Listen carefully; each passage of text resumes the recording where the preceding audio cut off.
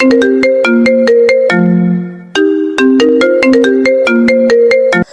চৌধুরী বাড়ির বড় মেয়ের এঙ্গেজমেন্ট। বাড়ি সাজানো হচ্ছে সুন্দর করে। রাহুল বাগানে ক্যাটারিং এর লোকদের সাথে কাজ করছিল। তখন কেউ এসে রাহুলের কলার ধরে ঘুরিয়ে রাহুলের গালে থাপ্পড় বসিয়ে দিল। চৌধুরী বাড়িতে থাকা সবাই তাকিয়ে আছে রাহুলের দিকে। রাহুল তাকিয়ে আছে থাপ্পড় মারা সেই মানুষটার দিকে। রাহুল আচমকা এমন পরিস্থিতির জন্য প্রস্তুত ছিল না, তাই তো রাহুল 3টা থাপ্পড় খেয়ে কয়েক পা পিছিয়ে মাটিতে পড়ে যায়। তখন রাহুল সামনে তাকায়। এই চৌধুরী বাড়ির কেউ আজ পর্যন্ত রাহুলের সাথে খারাপ ব্যবহার করেনি, তবে কয়েকজন আছে যে রাহুলকে ছোটবেলা থেকে সহ্য করতে পারে না। কে রাহুলকে থাপ্পড় মেরেছে সেটা দেখার জন্য রাহুল সামনে তাকায়। রাহুল সামনে তাকিয়েও অবাক। থাপ্পড়গুলো এতই জোরে মেরেছে আমার ঠোঁট কেটে রক্ত বের হয়ে গেছে। এই রক্ত বের হয়ে যাওয়া আজ আমার জন্য নতুন কিছু না। এই রকম অনেক রক্ত আমার শরীর থেকে ঝরেছে। আমি রক্তগুলো মুছে নিলাম। তখন কেউ বলে ওঠে, এই ছোট লোকের বাচ্চা, একটা কাজ দিলে তো সেটা সময় মতো করতে পারিস না, শুধু শুধু আমাদের বাড়িতে এসে আমাদের খাবার নষ্ট করছিস। এই অনাথের বাচ্চা, আমার কাপড়গুলো লন্ড্রি থেকে কে নিয়ে আসবে? তোর বাবা না তোর মা নিয়ে আসবে আমার কাপড়গুলো। আর কয়টা বেজেছে খেয়াল আছে তোর? আমি সামনে তাকিয়ে দেখলাম উর্মি ম্যাডাম দাঁড়িয়ে আছেন, যাকে আমি এই পুরো চৌধুরী বাড়ির মাঝে জমের মতো ভয় পাই। আমার আর বুঝতে বাকি রইল না, এখন আমার মৃত বাবা আর মাকে নিয়ে ও কথা উঠবে। আর এখন যদি তার প্রতিবাদ করি তাহলে এই বাগানে সকল মানুষের সামনে উর্মি ম্যাডাম চেঁচামেচি শুরু করবে। হঠাৎ করে তখন মনে পড়ে ম্যাডামের কাপড়গুলো লন্ড্রি থেকে আনা হয়নি। ইস রে, আমিও ভুলে গেছিলাম একদম। আমি একটা হালকা হাসি মুখে বজায় রেখে ম্যাডামকে উদ্দেশ্য করে বললাম, ম্যাডাম একটা কথা বলবো? কি, তাড়াতাড়ি বলে বিদায় হ অনাথের বাচ্চা। আগে বলেন মারবেন না। তুই কি মজা করছিস আমার সাথে, না আরো একটা দিব? মজা আর আপনার সাথে?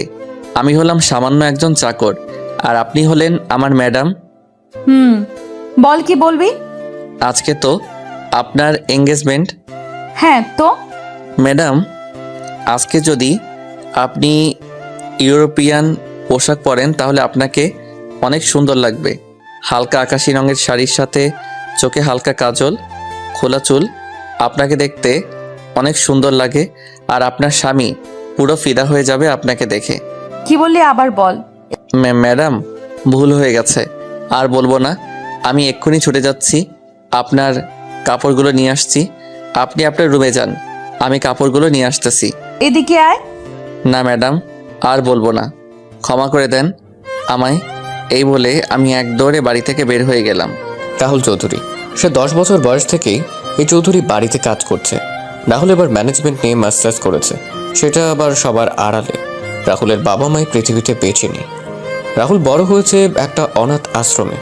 রাহুলের বাবা মাকে তার রাহুল জানে না, আর আমাদের দেশে এরকম ছেলেকে অনাথ বলা হয়। একদিন উর্মির বাবা শরীফুল চৌধুরী একটা কাজে আশ্রমে গিয়ে রাহুলের সাথে পরিচয়। তারপর রাহুলকে তার বাড়িতে নিয়ে আসেন। রাহুলকে চৌধুরী বাড়ির সবাই অনেক ভালোবাসে, তবে উর্মি ছোটবেলা থেকে রাহুলকে সহ্য করতে পারত না। উর্মি চৌধুরী, উর্মি তার বাবা মায়ের একমাত্র মেয়ে। উর্মি আমেরিকা থেকে অনার্স কমপ্লিট করে দেশে ফিরেছে। আজকে উর্মির এঙ্গেজমেন্ট তার ভালোবাসার মানুষ জয়ের সাথে। এদিকে রাহুল লন্ড্রি থেকে কাপড় নিয়ে বাসায় এসে উর্মির দরজার সামনে দাঁড়িয়ে দরজা কড়া নাড়ে। তখন উর্মি ভেতর থেকে বলে, আয় ভেতরে। কাপড়গুলো নিয়ে আমি রুমে ঢুকে দেখতে পেলাম ম্যাডাম তার আলমারিতে কি কাজ করছিলেন। তখন আমি কাপড়গুলো ম্যাডামের বিছানার উপর রেখে যেই চলে আসতে যাব, তখন উর্মি ম্যাডামের সাথে ধাক্কা লাগে। ম্যাডাম তার আলমারি থেকে কাপড়গুলো নিয়ে সেগুলো ঠিক করতে করতে আমার দিকে আসছিলেন। ধাক্কা খেয়ে আমি নিচে আর ম্যাডাম আমার উপরে। আমি তখন ম্যাডামকে আমার উপর থেকে সরিয়ে উঠে পড়লাম। তখন ম্যাডাম আবার আমার গাল লাল করে দিয়ে বলেন, ফকিরের বাচ্চা ফকির, তোর সাহস হয় কি করে আমাকে স্পর্শ করার? সরি ম্যাডাম, ভুল বশত হয়ে গেছে, আমি ইচ্ছে করে করিনি। মেয়ে দেখলে কি গায়ে পড়তে ইচ্ছা করে তোর, ছোট লোকের বাচ্চা? ম্যাডাম, ভুল বশত হয়ে গেছে, সামনে থেকে আর এমন হবে না, আমায় ক্ষমা করে দেন ম্যাডাম। বাড়ির চাকর চাকরের মতো থাকবি, আর সামনে থেকে আর এমন হলে তোর জীবনের আলো নিভিয়ে দিব। ম্যাডাম, এমন আর হবে না। তোর মতো অনাথ ছোট লোকের বাচ্চা কি করে যে আমাদের বাসায় আসলো সেটা আমি চিন্তা করে পাই না। আর বাবা যে কি দেখে তোকে আমাদের বাড়িতে নিয়ে এলো সেটাও বুঝি না। আমার চোখের সামনে থেকে বিদায় হ, বের হ রুম থেকে এখনই। আমি তাড়াতাড়ি করে ম্যাডামের রুম থেকে বের হয়ে ছাদে চলে গেলাম। ছাদে গিয়ে নিজের চোখের জল ঝরাতে লাগলাম। শুনেছি ছেলেরা নাকি কান্না করে সবার আড়ালে, আমি তেমনি ছাদে এসে সবার আড়ালে চোখের জল ফেলেছি। তখন কেউ আমার কাঁধে হাত রাখলো। আমি চোখের জল মুছে পিছনে তাকিয়ে দেখলাম দাদিমা আর ছোট আম্মু দাঁড়িয়ে। আপনাদের বলা হয়নি, উর্মির মা আর বাবাকে আমি ছোট আম্মু আর ছোট আব্বু বলে ডাকি, আর উর্মির দাদিকে আমি দাদিমা বলে ডাকি। তখন বললাম, দাদিমা, ছোট আম্মু, তোমরা এখানে? খুব কষ্ট হচ্ছে তাই না রে বাবা? আরে ছোট আম্মু, এগুলো আমার মতো অনাথের সহ্য হয়ে গেছে, তবে মা বাবাকে নিয়ে